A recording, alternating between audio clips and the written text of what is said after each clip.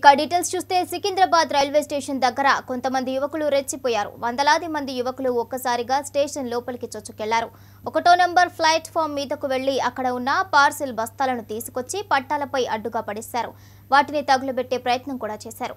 అలాగే రాళ్లు రువ్వారు. దీంతో ప్రయాణికులు భయంతో పరుగులు తీశారు.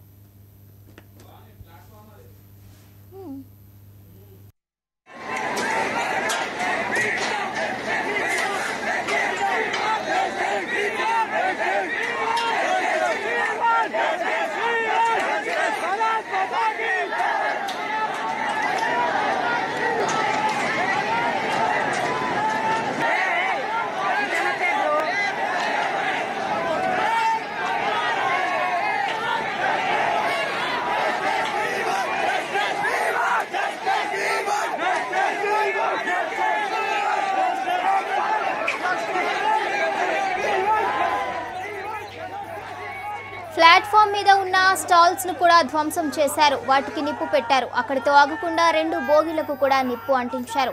వెంటనే ఫైర్ సిబ్బంది అక్కడకు చేరుకొని మంటలు ఆర్పేసే ప్రయత్నం చేశారు. దీంతో ఆందోళనకారులు మరింత రెచ్చిపోయారు. ఫైర్ ఇంజిన్లపై కూడా రాళ్ల దాడి జరిగింది. ఒక్క మాటలో చెప్పాలంటే ప్లాట్‌ఫామ్ నంబర్ 1, 2, 3లు రణరంగాన్ని తలపించాయి.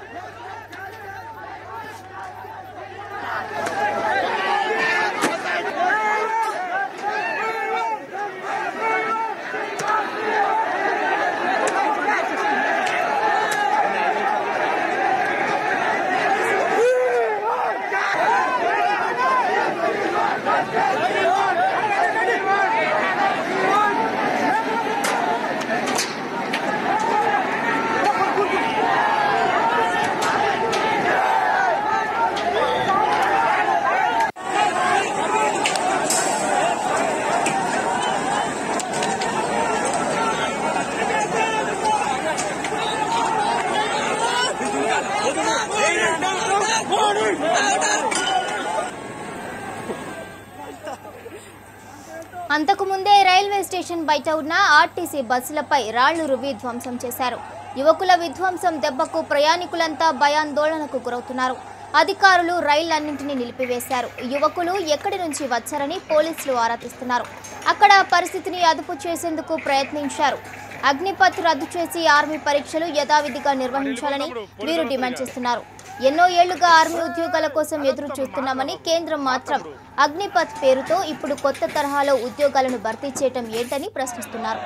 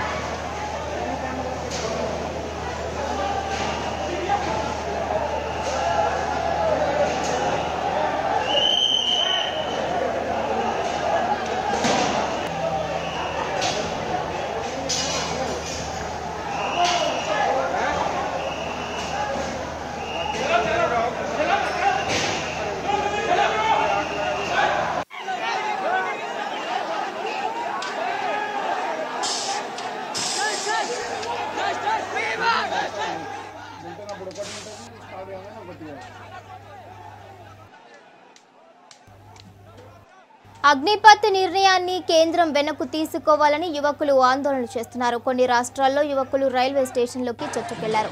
అక్కడ నిరసనలు చేశారు. బీహార్లో అయితే రైలు బోగికి నిప్పు పెట్టారు. ఈ క్రమంలోనే రైల్వే పోలీసులు కాల్పులు జరిపారు. గాల్లోకి 15 రౌండ్ల కాల్పులు జరపడంతో కొన్ని బుల్లెట్స్ ఆందోళనకారులను తలిగినట్లు తెలుస్తోంది.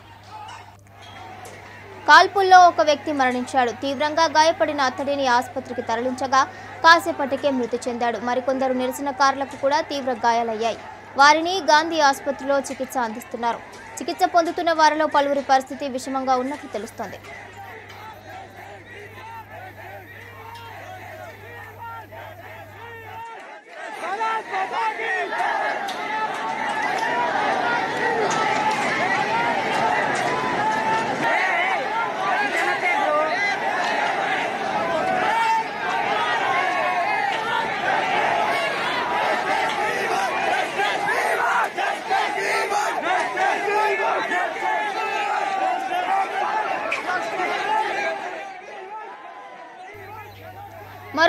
సికింద్రాబాద్ రైల్వే స్టేషన్లో ఆర్మీ అభ్యర్థులు రణరంగం సృష్టించారు. పరిస్థితి ఉద్రిక్తంగా మారడంతో పోలీసులు రైల్వే స్టేషన్కు రాకపోకలను నిలిపివేశారు. సికింద్రాబాద్ స్టేషన్కు వస్తున్న అన్ని బస్సులను, అన్ని రోడ్లను బంద్ చేశారు. దీంతో ప్రయాణికులు తీవ్ర ఇబ్బందులు పడుతున్నారు. ఉదయం నుంచి ఒక ఆటో, బస్సు లేకుండా ఎక్కడికి వెళ్లాలో తెలియక ప్రయాణికులు కిలోమీటర్ల మేర నడిచి వెళ్తున్నారు. సికింద్రాబాద్ క్లాక్ టవర్ దగ్గర నుంచి ట్రాఫిక్ ను మళ్లించారు. ఇటు బోయిన్పల్లి మదర్ తెరిసా స్టాచ్యూ దగ్గర నుంచి పోలీసులు దారి మళ్లించారు.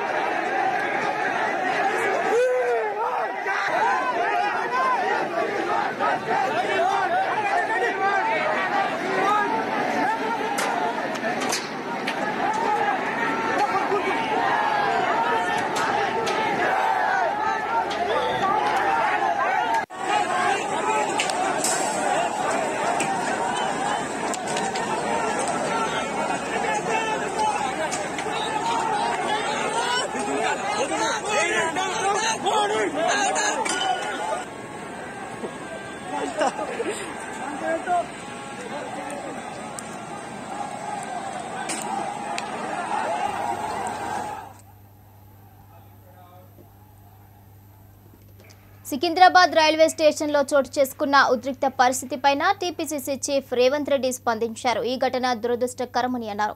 మోడీ ప్రభుత్వం ఆర్మీ విద్యార్థుల మనోభావాలకు భిన్నంగా చేసిన నిర్ణయ ఫలితం ఇదని అన్నారు. దేశభక్తితో సైన్యంలో చేరడానికి సిద్ధపడిన యువత ఇంతలా ఆందోళనకు దిగారంటే అగ్నిపత్ సరైంది కాదని ప్రభుత్వం గుర్తించాలని అన్నారు. పాత విధానాన్నే కొనసాగించాలని రేవంత్ రెడ్డి సూచించారు.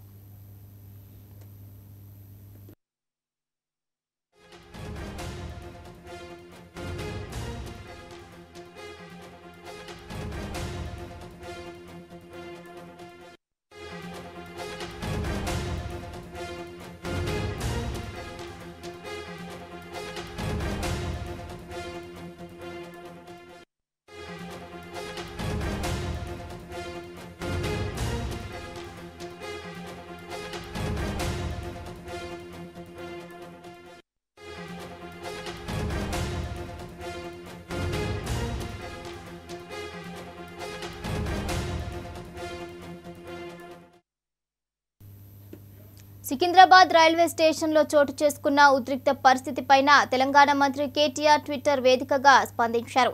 అగ్నిపత్ స్కీమ్ను వ్యతిరేకిస్తూ జరుగుతున్న ఆందోళనలు దేశంలో ఉన్న నిరుద్యోగ సంక్షోభానికి నిదర్శనమని అన్నారు. ముందుగా దేశ రైతులతో కేంద్ర ప్రభుత్వం ఆడుకుందని, ఇప్పుడు దేశ జవాన్లతోనూ ఆడుకుంటోందని కేటీఆర్ ఆరోపించారు. 1 ర్యాంక్ 1 పెన్షన్ విధానం నుంచి ఇప్పుడు దేశంలో నో ర్యాంక్ నో పెన్షన్గా మారిందని కేటీఆర్ కేంద్రంపై విమర్శలు గుప్పించారు.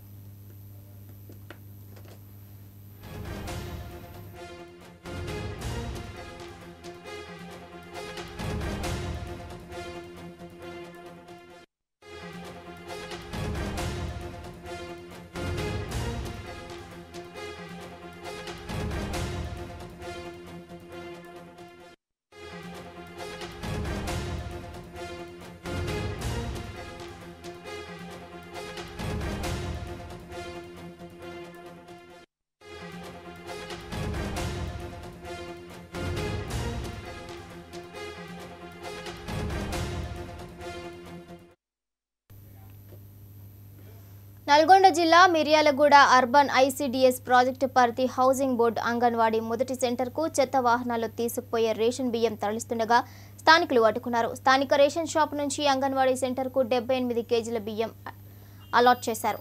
ఈ బియ్యాన్ని మున్సిపాలిటీ చెత్తబండిలో వేసి తరలించేందుకు మున్సిపల్ అంగన్వాడీ సిబ్బంది సిద్ధమయ్యారు. బాలింతలు, గర్భిణులు, చిన్నారులకు అందించే బియ్యాన్ని చెత్త వాహనంలో రవాణా చేయడంపై స్థానికులు ఆగ్రహం వ్యక్తం చేశారు. సమాచారం అందుకున్న ఇన్ఛార్జ్ తహసీల్దార్ అనిల్ సిబ్బందిని హెచ్చరించారు.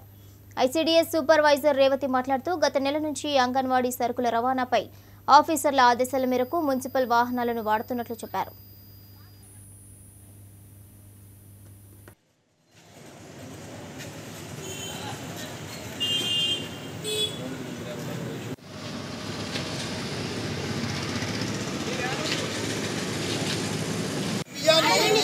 చెత్త మున్సిపాలిటీలలో తీసుకుపోయి ఈ బండ్లలో తీసుకుపోతున్నారు మేము అడుగుతున్నాం. అంతే తప్పితే మీరు ఎందుకు తీసుకుపోతున్నారని మేము అనట్లే కదా.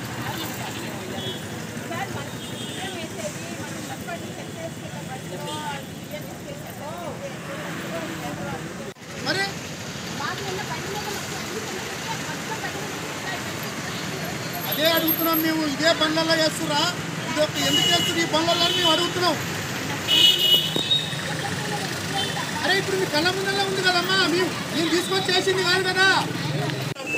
అంటే అన్ని సెంటర్లకు ఈ విధంగా సప్లై చేస్తాం కదా.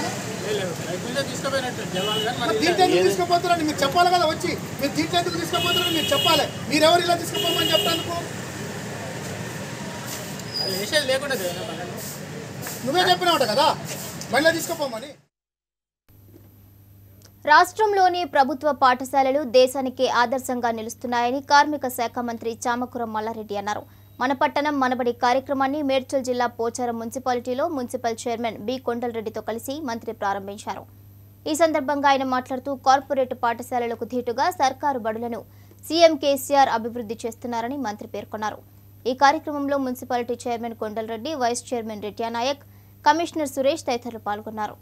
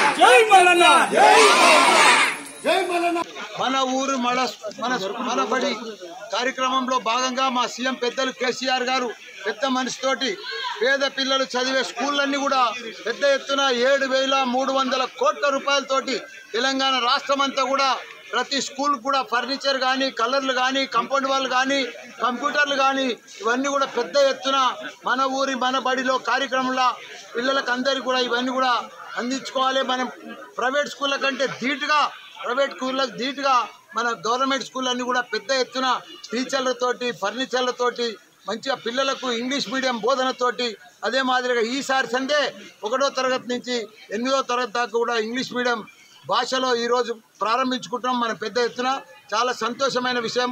మన కేటీఆర్ సార్ కానీ, కేటీఆర్ గారు కానీ పెద్ద ఎత్తున ఈరోజు మనకి ఇక్కడ ఆర్జీకే టౌన్షిప్లో పెద్ద ఎత్తున అదే మా బాలరెడ్డి అనే బర్త్డే సందర్భంగా 62 లక్షలతోటి ప్యానెల్ బోర్డులు కూడా, ఎందుకంటే చాలా దినాల ప్యానెల్ బోర్డులు కూడా అవి బాగా చిలుంబట్టినాయి, పాతగా అయినాయి, వైర్లన్నీ బయటకు వచ్చినాయి, కరెంట్ షాక్ అవుతుంది. వాళ్ళతోటి చాలా కుటుంబాలు ఇక్కడ అందరూ కూడా కంప్లైంట్ చేసిండ్రు. అవన్నీ కూడా మార్చేసి మొత్తం ప్రతి ఇంటికి కూడా కొత్త ప్యానెల్ బోర్డు ఇవన్నీ కూడా పెద్ద ఎత్తున 62 లక్షల రూపాయలతోటి మనం ఇవన్నీ కూడా ప్రారంభించుకుంటున్నాము. ఏది ఏమైనా మనం చూస్తున్నాం పల్లె ప్రగతి, పట్టణ ప్రగతిలో భాగంగా ప్రతి మున్సిపాలిటీలు కానీ, ప్రతి గ్రామం కానీ అద్భుతంగా, ప్రశాంతంగా, ఆనందంగా, పచ్చగా, హరితారంగా మనం అన్నీ కూడా చేసుకుంటే పరిశుభ్రంగా మనం అన్ని మోరీలు, నాలలు, చెరుకుంటలు ఇవన్నీ కూడా డ్రైనేజీలు ఇవన్నీ కూడా మనం క్లీన్ చేసుకునే బాధ్యత మనందరి మీద ఉన్నది.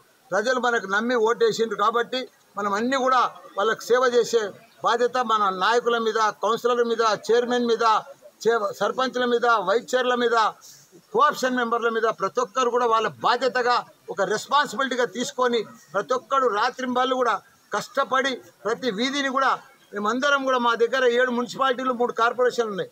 ప్రతి ఒక్క మేయర్ కానీ, డిప్యూటీ మేయర్ కానీ, చైర్మన్లు కానీ, కౌన్సిలర్లు కానీ, కార్పొరేటర్లు కానీ రాత్రింబగళ్ళు ఈ 15 రోజులు కష్టపడుతున్నారు. వాళ్ళు ఎక్కడ టూర్లు పోతలేరు, ఎక్కడ పోకుండా అందరూ కూడా వాళ్ళ డివిజన్ల, వాళ్ళ బస్తీల, వాళ్ళ గల్లీలల్లో ప్రతిదీ కూడా పరిశుభ్రం చేస్తూ వాళ్ళు చాలా పెద్ద ఎత్తున ఎక్కడ లేని విధంగా మేడ్చల్ నియోజకవర్గంలోనే పర్ఫెక్ట్ చేస్తున్నారు. చెట్లకు కలర్ వేస్తున్నారు, ఫుట్పాత్లకు కలర్ వేస్తున్నారు, ఎక్కడన్నీ కూడా మోరీలు కూడా సాఫ్ చేస్తున్నారు. ఇవన్నీ కూడా గడప గడపకు మన ప్రభుత్వం కార్యక్రమంలో భాగంగా ఎమ్మెల్యే డాక్టర్ సుధా పలు గ్రామాల్లో పర్యటించారు. కడప జిల్లాలోని పోరుమామిళ్ల 3వ సచివాలయంలో ఇంటింటికి తిరిగి సీఎం జగనన్న చేస్తున్న అభివృద్ధి కార్యక్రమాలను ప్రజలకు వివరించారు. అభివృద్ధి ధ్యేయంగా తమ ప్రభుత్వం పేదలకు అనేక సంక్షేమ పథకాలు ప్రవేశపెట్టిందని తెలిపారు. ఈ కార్యక్రమంలో లలిత కళాల డైరెక్టర్ ఈశ్వరమ్మ, జెడ్పీటీసీ ప్రసాద్ తదితరులు పాల్గొన్నారు.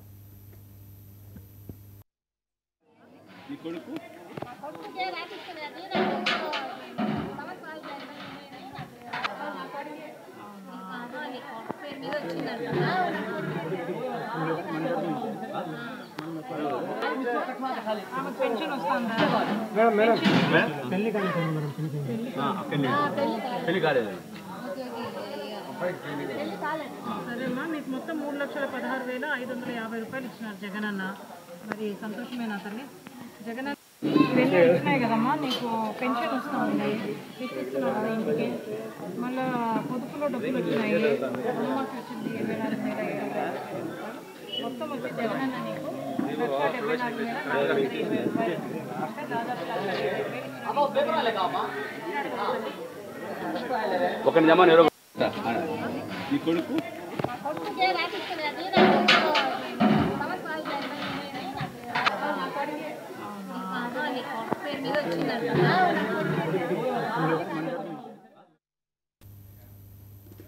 ప్రభుత్వ శాఖల్లో ఉద్యోగాలు ఇప్పిస్తామని మోసం చేస్తున్న ఓ ఘరానా మోసగాడిని బద్వేల్ రూరల్ పోలీసులు అరెస్ట్ చేశారు.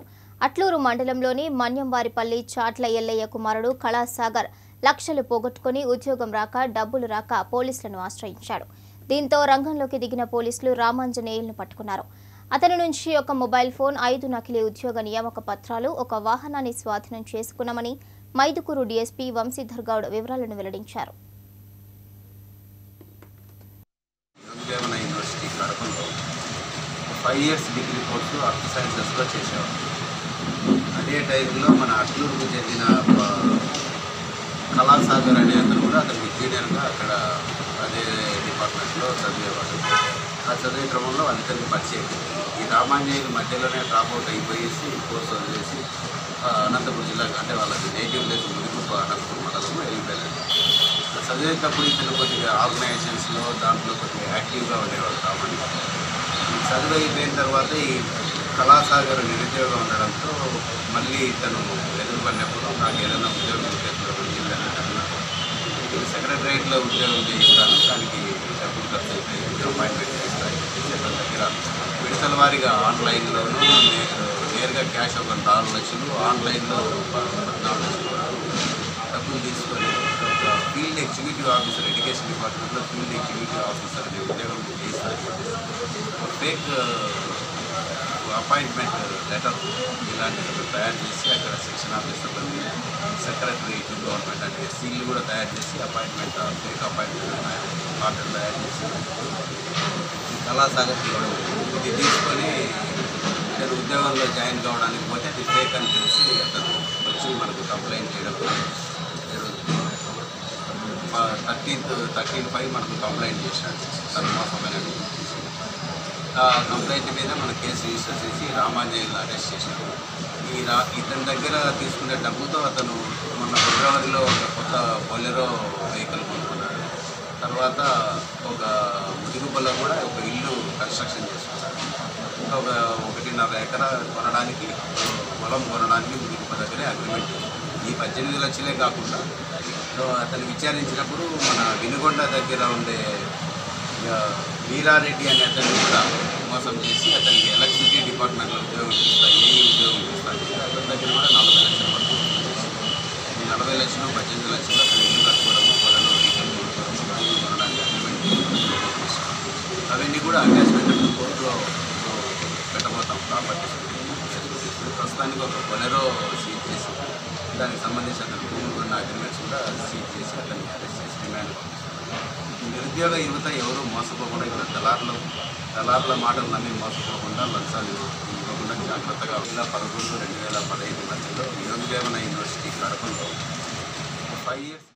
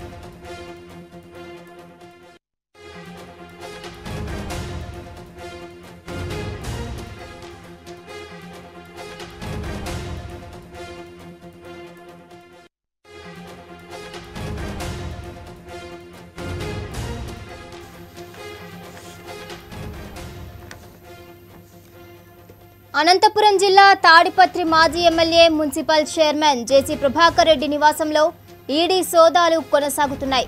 కుటుంబ సభ్యులు మినహా ఇతరులను ఇంట్లోకి అనుమతించేందుకు అధికారులు నిరాకరించారు. సిఆర్పీఎఫ్ బలగాలతో భద్రత కల్పించారు. జేసీ నివాసంలో ఉన్న వాహనాలను అధికారులు తనిఖీ చేశారు. సెల్ ఫోన్లను స్వాధీనం చేసుకోవడంతో పాటు ఇంటి నుంచి ఎవరూ బయటకు వెళ్లనీయకుండా సోదాలు చేస్తున్నారు.